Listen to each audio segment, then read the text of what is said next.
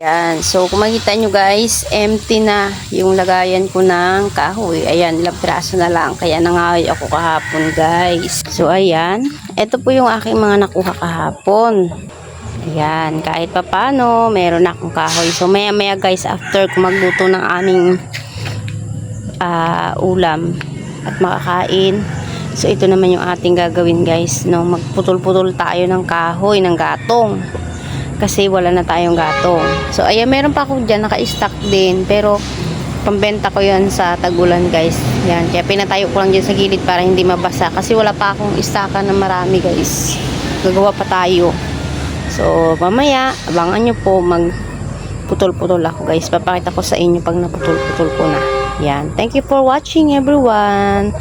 God bless po. So, ayan, isang mapagpalang araw po sa lahat and welcome back po sa aking YouTube channel. And for today's video guys, ako po ay magsisibak na naman ang panggatong. Ayan, as you can see, marami akong panggatong. So, kinuha ko po ito galing sa bundok kahapon guys. So, kasama ko yung aking dalawang classmate. Si Ate Nene at saka si Ate Maymay guys. Ayan. So, wala na kasi akong panggatong guys, kaya go na naman tayo nangingahoy na naman ako kahapon. So, bali dalawang balik kami guys kahapon. Parang nanibago yung katawan ko. Ang sakit ng aking likod. So, kunti na kasi guys yung aking gatong doon sa loob. Kaya nangahoy na naman ako. Kailangan na naman ng panggatong. At saka gusto ko talaga guys, bago magtag-ulan, marami akong stock na gatong guys. Kaya yan, nangahoy na naman kami. So, bali, ngayon, hindi muna kami aakyat guys kasi si Ate Nini nakagat ng putakti kahapon. Kaya pahinga muna siya. Pahinga muna namin yung kanyang braso. Mga bukas siguro sa isang araw, bago na naman kami aakyat ng bundok guys.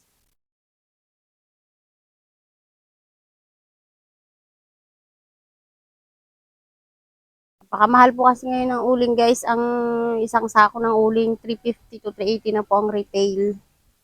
Tapos pag tingi-tingi, 20 po isang pack. Medyo mahal. Sa gasol naman guys ay 1.4. So, bali, kung bibili pa po ako ng gatong, medyo mahal po. Mas okay na mangahoy. Kailangan lang guys, matyaga ka mag-is-is ng kaldero. Pero okay lang yun guys. Mabilis pa magluto guys sa dikahoy. Alam nyo ba? At saka masarap yung luto ng dikahoy. Kaya mas prepare ko talaga magdikahoy. Prefer.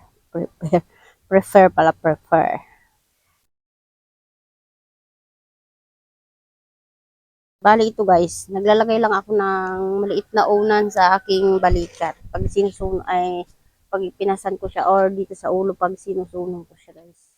Para hindi masyadong masakit. Di mabigat din po yan.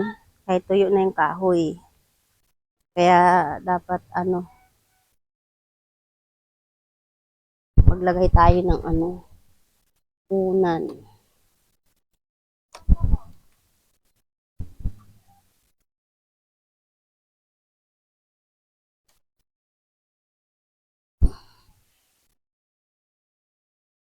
Aray ko. So, pati balakang ko guys. Grabe dito sa balakang. Yung balakang ko ang masakit. Ay. So, yan. Yung mga tali ko na to guys. Gagamitin ko ulit yan sa sunod na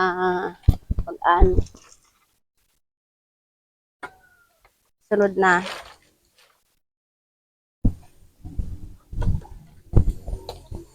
pag-akyat ko. Kung iba guys, hindi pa masyadong tuyo siya oh. Kita nyo medyo pa. Kaya ito, papatuyuin ko pa. pagbubukod-bukodin ko lang yung tuyo-tuyo na. Mabilis lang po itong matuyo kasi ano na siya. Medyo malagihay na, kumbaga.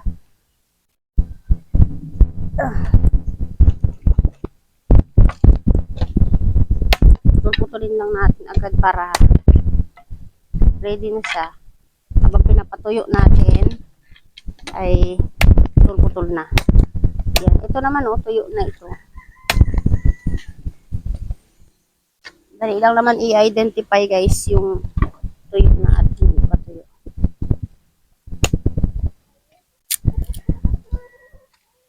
Pagbukurin ko na lang para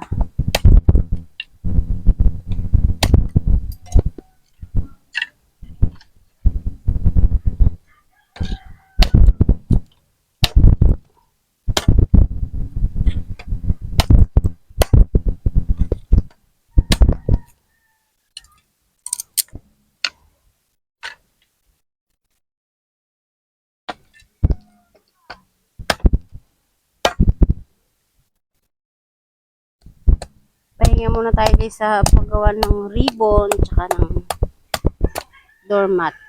Pero mamaya gagawa ulit ako kasi may order na doormat guys. Tapusin ko lang po ito kasi nga maano siya, matuyo. Lamesa.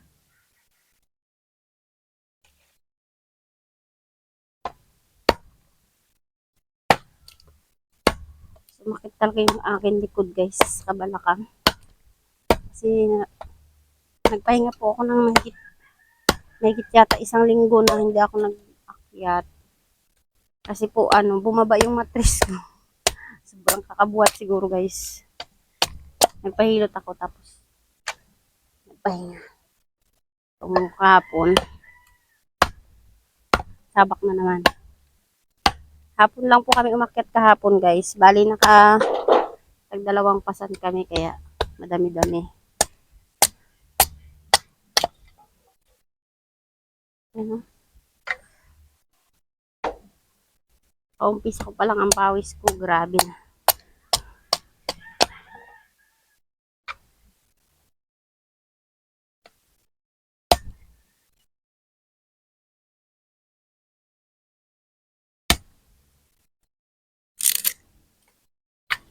Nabibenta rin guys ang gatong. Kaya mag-iipon ako kasi sa tag-ulan. Mabenta yan kasi yung mga naglulutong ulam po dito sa tabi namin. Yan sila yung mga customer.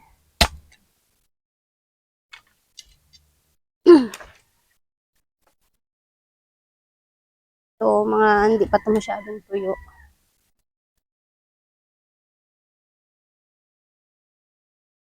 Hirap ipatayo. So, hindi pa masyadong tuyo ito guys. Kailangan pang bilad-bilad ko muna dito.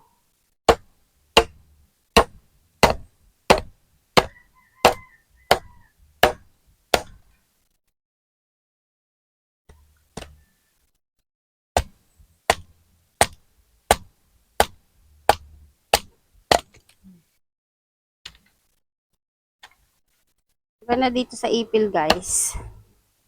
Madali lang siyang anuhin. Madinga siya, madali lang siyang putol-putulin. Tsaka ano po ito, magaan lang. Kaya ito po yung palagi kong kinukuha na panggatong.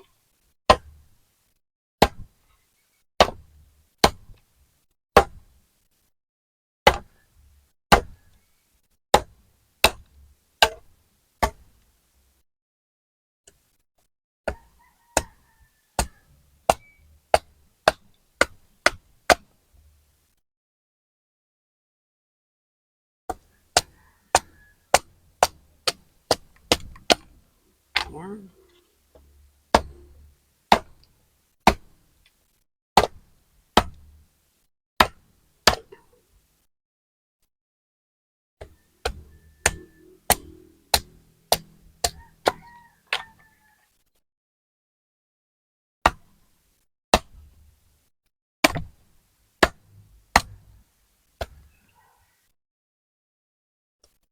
Grabe ang pawis ko guys. Nagatagaktak. Nagatagaktak ang pawis.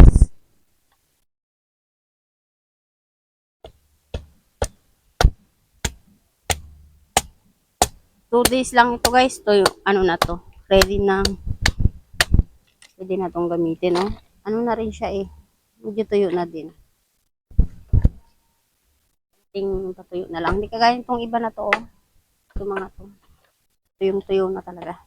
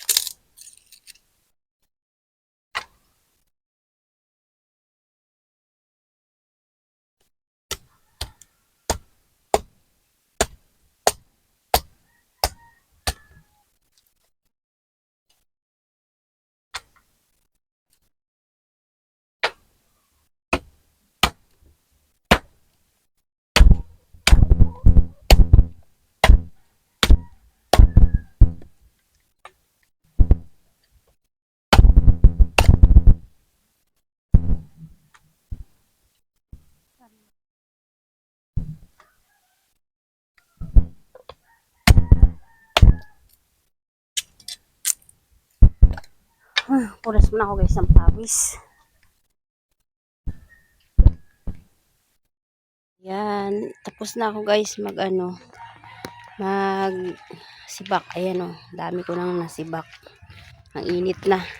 Inabot na ako ng 10:54. Ayan. Meron na naman tayong panggatong guys. No? Siyempre sobrang saya ko pag may gatong. So yan. Ipapasok ko na siya sa loob ng aming doon sa kalana namin guys. Para meron na namang panggatong. Ayan. Diba?